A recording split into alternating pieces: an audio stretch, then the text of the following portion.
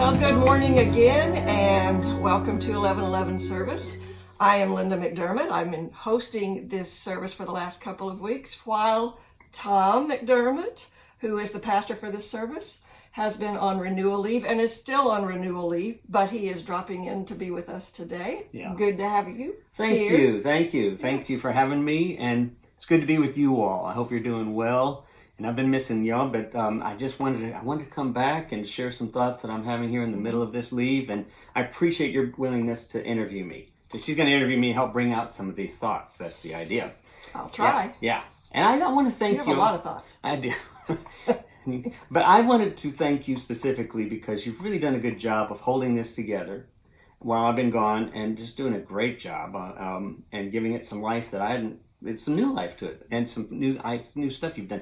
Your messages have been great, but she's also filling in for me in other areas of my responsibilities, so thank you very much. You're welcome. And I want to thank DeAndrea Dare for the message you gave. It was amazing. It was wonderful. And then Sean Robart's the same. Mm-hmm. Appreciate so much the two of you doing that. Todd Kirk is coming in a couple of weeks to give a message, and then we have a guest speaker on the 28th.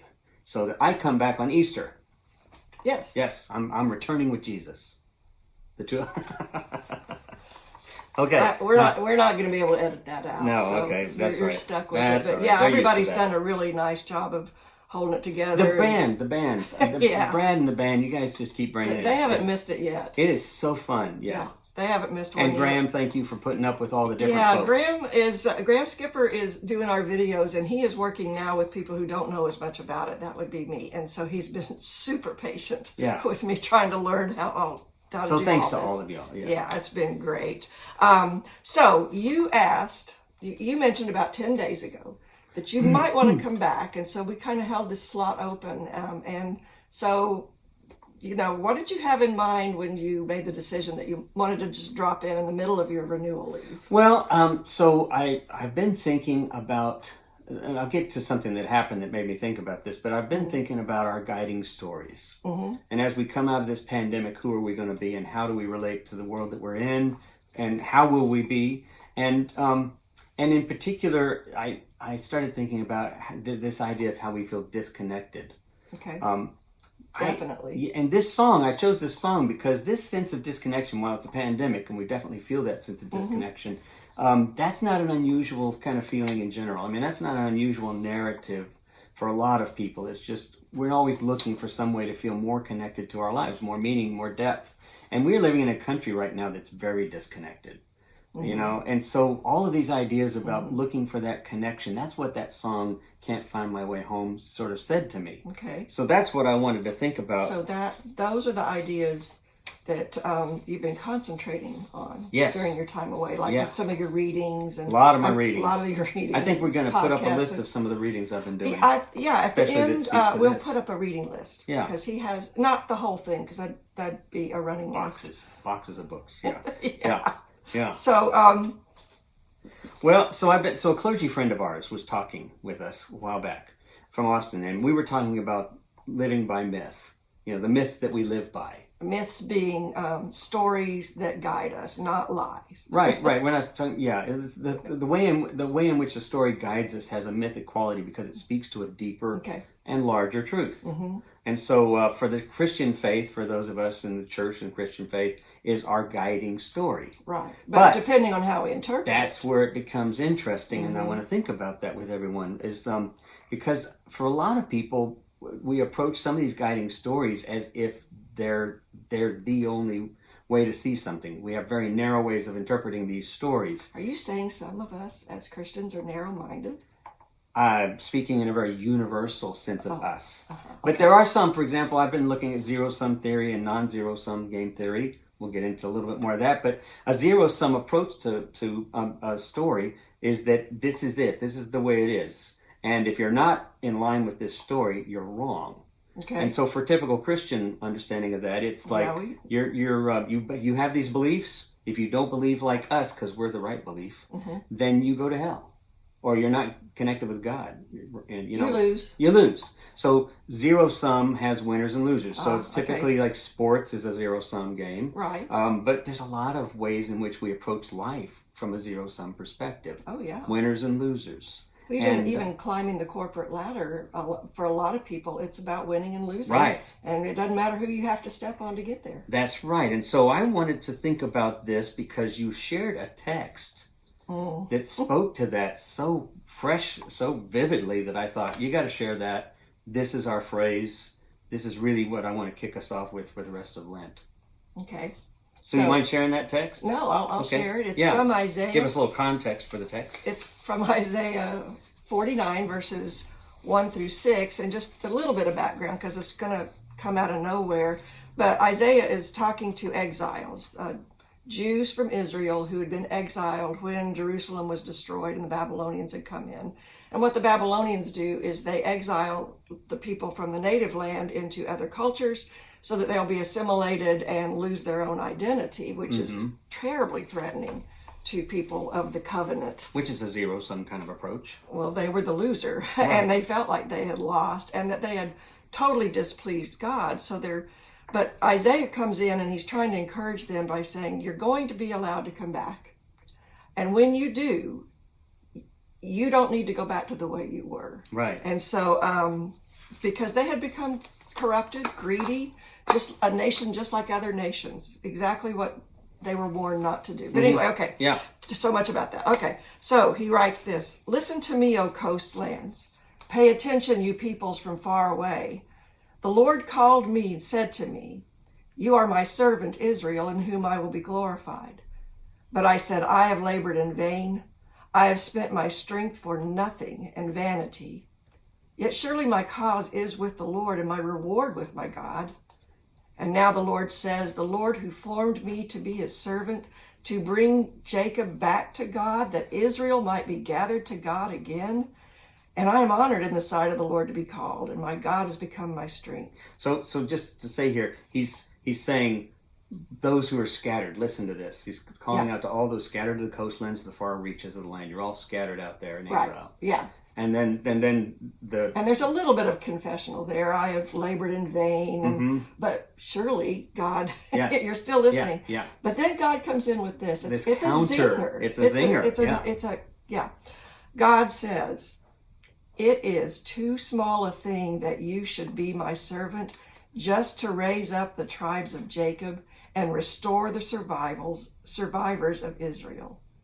Too small thing. I like it. I will give you as a light to all the nations, that my salvation may reach to the end of the earth. And that's the phrase that caught me. It is too small a thing that you should be my servants, just to restore Israel. In other words, it's too small a thing to think this is just about you. Which is exactly what they did with the covenant. Time and time again. Yeah. And it became, I'm not the chosen one to serve, I'm the chosen one to be favored, to win. Yeah. I'm going to be a winner. That's right. I mean, it's such a zero-sum orientation, but that's what we do with our faith. That's what we do with our politics. Yeah. And it's just too small a thing. That's such a powerful message. There's a bigger story. There's a better, what you said, guiding myth. Well, how do we fit into a guiding myth? What is a better guiding myth that speaks to the larger reality that which we're a part of, as opposed to the myth that's, it's all about our individualism, or it's all about our nation's approach to things. I mean, so much of our lives are rooted in narrow, small guiding myths. Yes. They're culture bound, they're tribal bound, they're family bound, they're faith bound. So for me, I'm a white guy, right? Yeah. Pretty obvious. So I'm an Irish white guy, so it's really obvious. So, but my guiding myth growing up was basically, I grew up in a middle class, white middle class culture, and my early adolescence was rooted in an evangelical kind of culture. My young adulthood until I got into seminary, and so I was rooted in this narrow way of seeing things. In a white middle class culture, there are haves and there are have-nots. And you didn't want to be the have-not. You don't want to be the have-not. And so you set goals for yourself. Right. You had a lifestyle and it was innocent enough. Yeah. It was innocent, but it was too small a thing. And in the church, there were believers and non-believers. There were those who didn't believe right, and they didn't get to go past go and collect $200. There's heaven, there's hell. There's heaven and there's hell, and so winners and losers. There's winners and losers in school, in church, in our society. Actually, yeah, in all of those areas, we have very zero-sum orientations. And Isaiah is speaking to people who've really gotten off track as well. Their story became very, very inward looking. It was all about just Israel, and Israel how to become a nation, which they were never intended to be. And so they forgot their calling of what they were supposed to be doing and their identity of a bigger story. And it became about them, and that story became very corrupted, so that the leadership had become greedy and self-centered. They really weren't being a light to their own people, much less to the world. Well, and the way that, when Jesus picks it up, and addresses the culture that he's in, it's still this same covenant, and this covenant is rooted in this idea of shalom. We've talked about this from early on. Speaking of covenant, the original covenant said, this is where that Isaiah thing came from. Isaiah didn't make that part up, because the original covenant said, you will be my people so that you will be a blessing to all the other nations of the earth. That was in Genesis, the original covenant. And what got dropped, you don't see it again. But even that idea of you'll be a blessing to others is not because you're special. That's the thing. That's your story. That's the story you have to live into. Your story is that you live into the larger story. That's exactly How do we live into the larger story? That's right. And that's really what shalom is all about too. What Jesus' teachings in his life was all about too. How do you live into this larger story that is about shalom, about harmony, about justice, about compassion? And if you think about it, that's a non-zero sum game. Being a blessing to others is a non-zero sum game because others matter. Everyone else matters. It's not that you don't, but yours and their story become intertwined. Okay, that's right. Yeah. We're all part of the beloved community. Oh, I love that. There were these two. There's these two guys. I want to give a quick example of what this might look like. In practice. So Bill McKibben, many of you all know Bill McKibben, who is an environmentalist and climate activist. And then there's another guy you might not know so well, George Marshall, who has this book. Linda's going to provide a list of all the books. She said that, I think. Reading list. He has a great book that came out a couple of years ago called Don't Even Think About It, Why Our Brains Are Wired to Ignore Climate Change. Don't even think about it. I love that. But here's the difference. So Bill McKibben is one of these people who, and I'm a climate activist. I advocate for climate reformation, or to protect it. But Bill McKibben, you can say he's a zero sum approach. Yeah, he's winning. There's only one way to deal with this, and he is in the heart of it and forceful. George is just the opposite. George says, it needs change, but I don't understand. There's something else here. Okay. And so So there may be a bigger story. There's a bigger story. Okay. How do I find that? And so he joins the opponents. Yeah. In other words, he joined the Tea Party. He joined a Tea Party group where he was. I forget if it was Montana or whatever. But he joined the Tea Party group because they were protesting the climate regulations. And he decided, I'm going to go join this group. Not because I'm trying to change it, but because I need to know what their story is. Okay. And to find that place that Rumi talked about, that place out beyond ideas of right and wrong, where we can find that there's place. There's a field, I'll meet you there. Or what we might say is there's a place where there's a non-zero sum story. Oh, that's a great way of putting it. There's a place where there's a bigger story. Okay. And so he would actually join these groups and discover those moments. So can I give you another example? Absolutely. So, we have this Crafting Difficult Conversations group on Monday nights, and Daryl Parker hosts it, and if you haven't been in it, you should check it out. The Zoom's on the website, the Zoom link. But we're always having interesting, difficult things introduced. Sometimes it's a guest, sometimes it's a topic, but the whole point is, how do we craft conversations around things that are difficult? In other words, how do we see a bigger story? How do we approach things from non-zero approaches? So this last week, I haven't been tapping into it because I've been on leave, but I decided to tap into this one this past Monday, and I'm really glad I did. He invited a guest who has a completely different political stance than the majority of everyone in there, and pretty vocal about it, and also a different orientation around policies and such.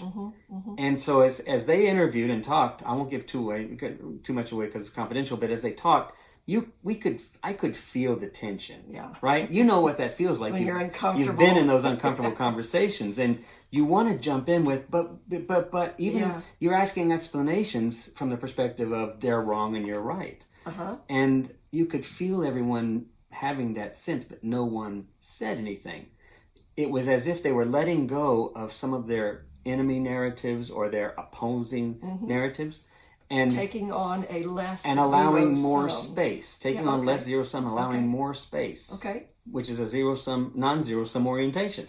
And as we did, we began to find that we found other common ground that we shared around love, around compassion, around even justice. And coming from that perspective, it opened a wider way of looking at the differences. Once we found that's narrowly. right. You start more open, you can focus on the details later. So you start with a larger story. It was so amazing. And what Daryl wrote as his recap is what I wanted to share with you all, because I just thought he summed up what we're talking about too. He said, in today's polarized social environment, having a conversation with another human being that has a different point of view, that's rare. To be clear, debate, persuasion, coercion, argument, discipleship does not equal conversation. That's true, yeah. And our conversation Monday looked like everything the world is lacking. Curiosity for what is possible if we just listen. I was very moved by the authentic exchange and willingness to acknowledge that we all just want better. A better that is filled with love, equality, and peace. Those are beautiful words. Good job. Larger story. Good job, Daryl. And we all want a better world. Yeah. I mean, I think we're all really looking for that, but when we allow our stories to be so small, we're not going to get there. And we do see signs of it. We saw signs this week in what I was calling COVID, Snowvidgeddon. It was to add on to one long year. We had ice storms. Yeah. How many broken pipes out there? Yeah, no water, whatever. Anyway, but what we saw were so many acts of kindness, generosity. Rather than watching people hoard their firewood, hoard their food, hoard their electricity, and use all they wanted to stay warm, people were being very generous. They were. Yeah. It was wonderful. And you often find the better nature of ourselves, the better natures of ourselves come out in these kinds of moments. Well, you can, and it's wonderful. Yeah. But here's maybe I think that we should ask this question as we're coming to closing here. But as we consider our moving out of the pandemic and back into social proximity and social gatherings and being in person, here's a question I think we should be asking ourselves about this story. Is it too small a thing? Are we also moving into, as we move out of this, are we moving into a time of greater capaciousness within our community and within the church? Okay. Word nerd alert. Capaciousness. Right. Let's move into greater capaciousness. Okay, I use that word on purpose, and it's a goofy word, but it's not a goofy. It's an amazing word because capaciousness has this big sound because it's a big word, it's a big emotion, it's a big practice. So it's capacity. Are we approaching, as we come out of this into the world, a greater capacity, a wider capacity for including others? Including even those with whom we disagree. What's our capacity for forgiveness? What's our capacity for mercy? What's our capacity for kindness? What's our capacity for letting go? And instead of that getting smaller and smaller and more narrow about us, opening it up. How are we widening ourselves to experience capaciousness? Diversity. Now I like it. Okay. So that's, I think, the challenge for us. And here's a couple of quick takeaways that I think we can do that will help us get to that capaciousness. Okay. Right? Okay, so first of all, I'm going to challenge you all to look at your conversations that you're having now, online, in person, that you're having with people you know, with people you don't know. Look at your conversations, and mostly with yourself even, are you using a zero sum kind of thinking? In other words, are you approaching it from a perspective of, even subconsciously, I'm right here. Are they going to agree with me? Are you looking for agreement? Right? challenge it, turn it around. Yeah. See if you can't, as others have said, drop the enemy narrative or the opponent. Even the opponent. Yeah. Competition. Drop that Winner. opponent mentality. And what I'm using as an improv kind of idea is gratitude and adding to. Try to practice gratitude and adding to. In other words, find something you can be grateful about, even in this difficult moment of conversation or this opposing view. Find some gratitude and then add to that. I like that. Rather than looking at what's different or what you disagree with. So that's the first thing. Okay. Then re-examine your goals in general in terms about what is a good life, for example. Examine thinking about what really means the good life means to you. Because if it has to mean right and wrong, or if it has to mean that this is how life has to be, or winners and losers, and or winners and losers, or it has to go back to exactly the way it was, then I think God is saying, that's too small a thing. That's too small a way of seeing it. Find the bigger story and engage your story with that. So those are just Which is what Jesus says when he says to empty yourself so that you can be full. The first shall be last shall be first. Lose yourself to find yourself. Lose yourself to find yourself. Those are great takeaways. Well, so those are just some takeaways to think about until we come back together again.